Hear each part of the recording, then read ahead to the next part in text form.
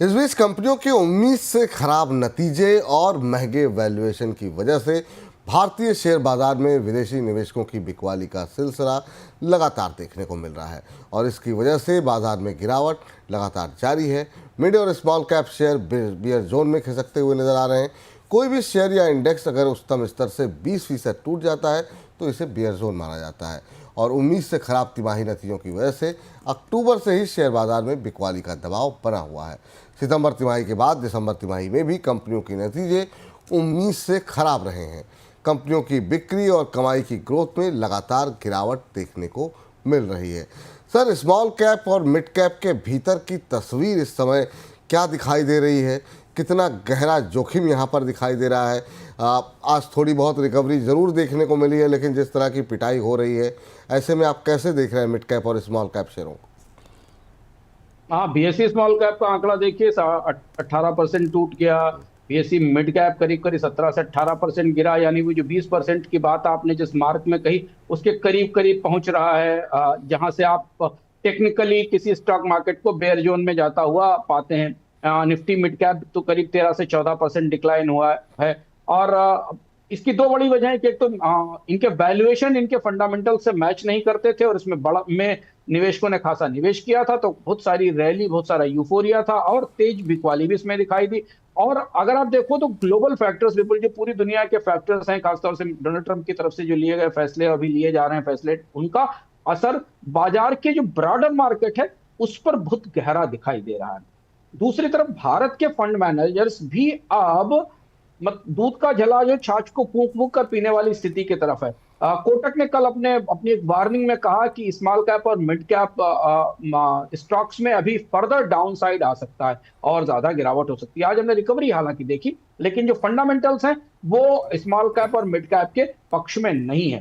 जबकि अगर आप ये देखें, इसका असर हमको थोड़ा थोड़ा म्यूचुअल फंड पे भी दिखाई दिया। मैं आंकड़ा चेक कर रहा था कि स्मॉल कैप म्यूचुअल फंड्स की जो नेट एसेट अंडर मैनेजमेंट है, उसमें करीब करीब 7 से 7.19% की गिरावट जनवरी में हमने देखी, यानी म्यूचुअल फंड की साइड से भी। अब म्यूचुअल फंड मैनेजर भी खुद इस बात की चेतावनी दे रहे हैं कि स्मॉल कैप और मिड कैप स्टॉक्स में अभी गिरावट का दौर लंबा जारी रह सकता है। तो ये जो रिटेल इन्वेस्टर का सबसे आकर्षक हिस्सा था, जो सबसे ज्यादा एक्टिव थे, जहां पर जो सबसे ज्यादा उनको लुभाता था, वहां बहुत मजबूत बेयर जोन सा और बहुत मजबूत गिरावट का जो रुख है वो खासा मजबूत होता दिख रहा है। बिल्कुल, और यही बात आज सर हम जो बातचीत कर रहे थे तो हमारे जो एक्सपर्ट थे रचित खंडेलवाल जी, 1.25 लाख टाके में, उन्होंने इस बात का जिक्र किया कि आज की जो रिकवरी है उसको आप किसी भी तरीके से उत्साहित होकर के खरीदारी के रूप में ना लें, उत्साह होकर के कुछ भी ना खरीदें।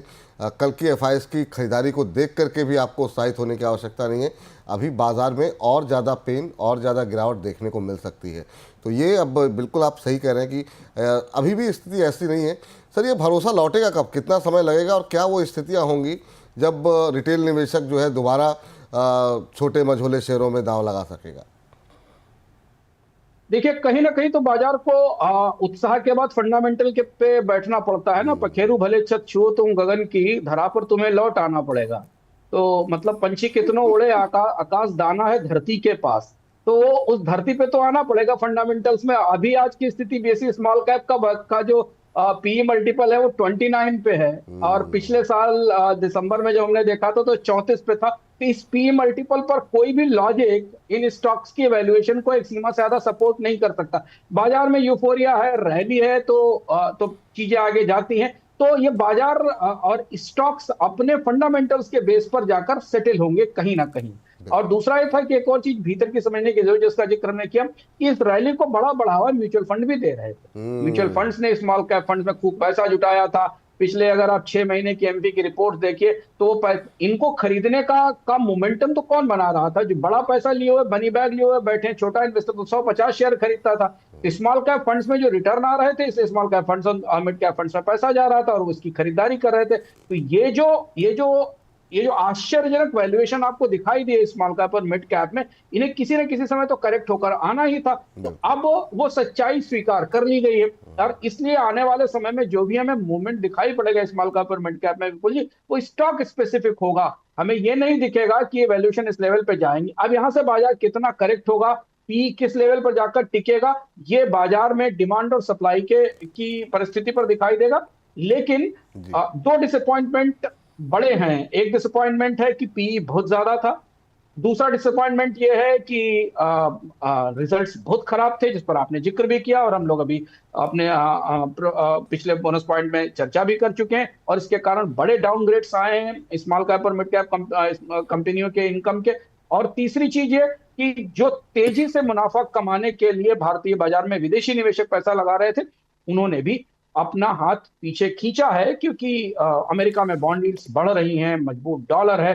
तो भारत का जो एडवांटेज स्टॉक मार्केट में आर्बिट्राज का एडवांटेज था बॉन्ड यील्ड्स के बदले या डॉलर के बदले, वो भी कम हो रहा है। तो जो सबसे ज्यादा ऊंचाई पर था ना, उसमें सबसे ज्यादा तेजी से बिकवाली दिखाई दी। इसलिए हमें ये बेयर जोन या ये गिरावट थोड़ी लंबी खिंचती दिख रही है। जी।